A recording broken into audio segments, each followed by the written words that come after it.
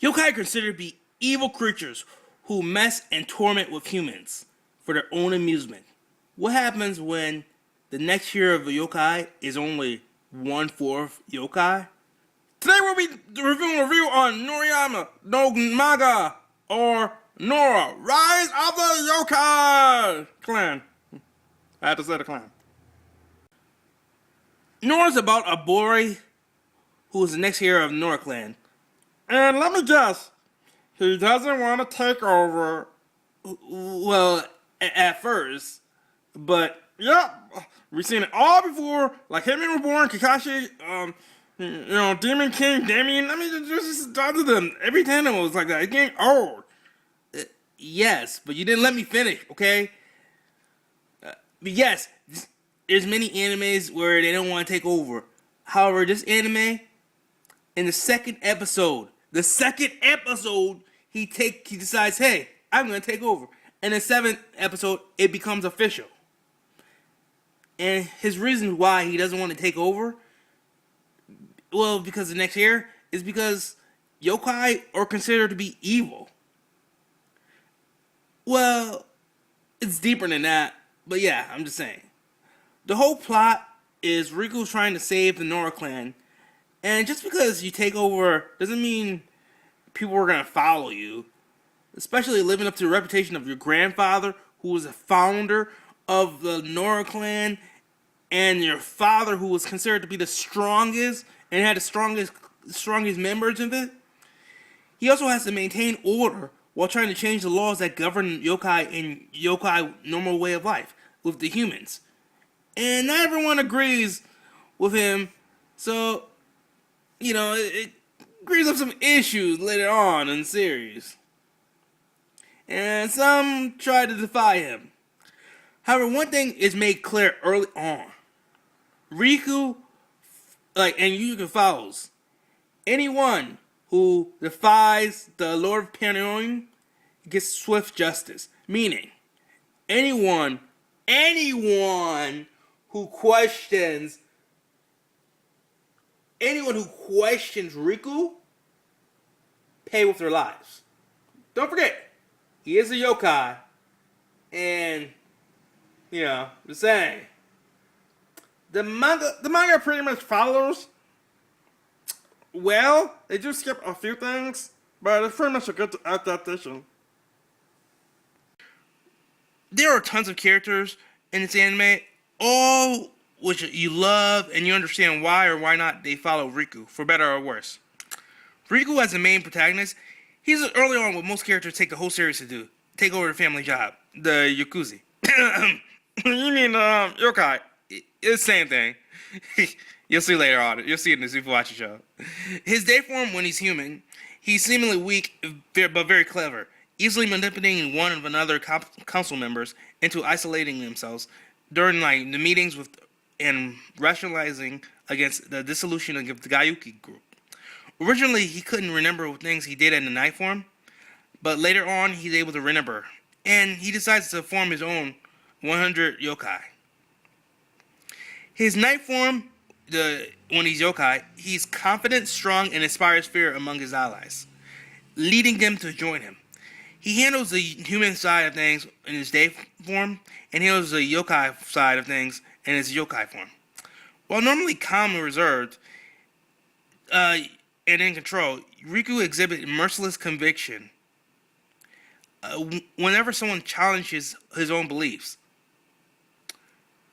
making him very dangerous. And once provoked, however, he isn't the strongest. He lost to his grandfather and father multiple times, and although he's more laid back in his human form, he's presumably because of his yokai powers, he exhibits more serious face as compared to his father and grandfather during their prime.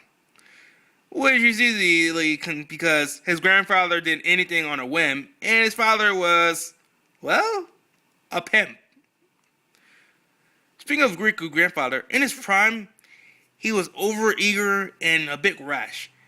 In a quest to become the Lord of Pantheon, he was high-headed and seen to attack the Ninju Castle without any planning or even any knowledge of his 100 demons, 100 yokai, and he didn't even know they would come into existence, all to rescue a girl. Like I said, he does it on a whim. Nura said that he plays pranks on humans. He doesn't really hate humans. Rather, he doesn't believe humans should interfere with the yokai affairs. He dislikes the fact that Riku goes out to school and acts human, but he respects his wishes. In the present, he is a bit more perverted than 400 years ago. He has become calmer and thinks his decisions through, and he tends to have a habit of investigating things on his own without informing others. Even when disappeared long spans of time without prior notice. Once Riku decides to set the mantle leading the Nura Clan, Nuraihyon proved to be very demanding of his grandson, probably because he believed Riku was capable of surpassing him. As for the people who follow Riku, they are strong and have their own ways of doing things, and the reason for being loyal. The most loyal being Zen, his brother Zen, and Suharu, his head aide. Zen is a poisonous bird yokai who specializes in making medicine, and his species has a short lifespan, causing him to become weaker as he ages.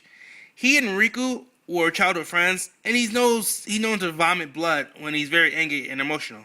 Due to Zen's poor health, Riku often doesn't inform him of upcoming battles, which upsets Zen greatly because he wants to be as used to his brother. Suharu, I didn't know this. Suharu is my favorite character. She's overprotective of Riku's human forms, and is far more when he's in his human form. She doesn't want him to burden him, and has stated she will do anything to protect him for all eternity. As she was the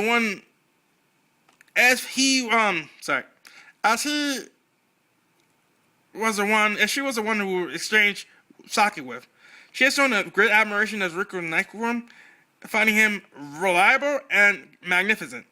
She is strong and reliable, and even believing in Riku's side in the most dangerous times.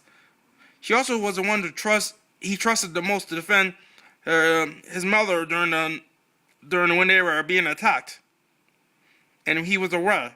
Nura believed in Riku so much that when everyone was doubting Riku's leadership skills, she was the first one to say, "No worries, because I believe in Riku, even if he's in his human form." Riku's friend and yokai enemy is Yura, who was originally had a little tolerance against the yokai, as per her training. However, unlike her brother, she's willing to accept that not all yokai are evil, and comes to both trust and defend Riku despite his yokai heritage. Sorry. She's headstrong and relies on brute strength to solve her problems. Unfortunately, she tends to rapidly lose her confidence during times of pressure and greatly affected her skills in battle. So, if she's angry, she might get weaker or stronger depending on the circumstances. As for the animation and music, I think the animation was good. If someone was related to them, you can see similar traits like having some similar chins or something like that. Similar hairstyle. You also have dark tones and environment. It was perfect for the story.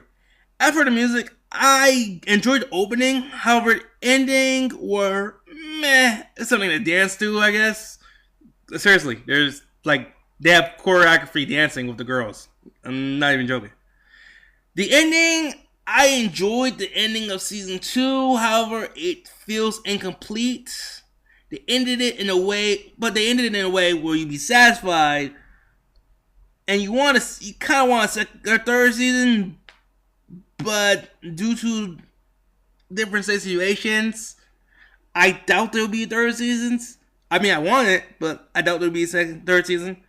As for the manga, I enjoyed the ending of the manga. I thought it was a perfect way to answer the last question you have. Like, it was still one question you have. You know, the omate at the end kind of answered the last question. Just saying. Anyway, overall for a score, let's see. with the great characters. It was good fights, great main character. It was good. The negative, season 3 might not happen, and the music endings, they were just there. Overall, I'll give this score a 7.5 out of 10 to buy it on DVD. Thank you. Have a good day.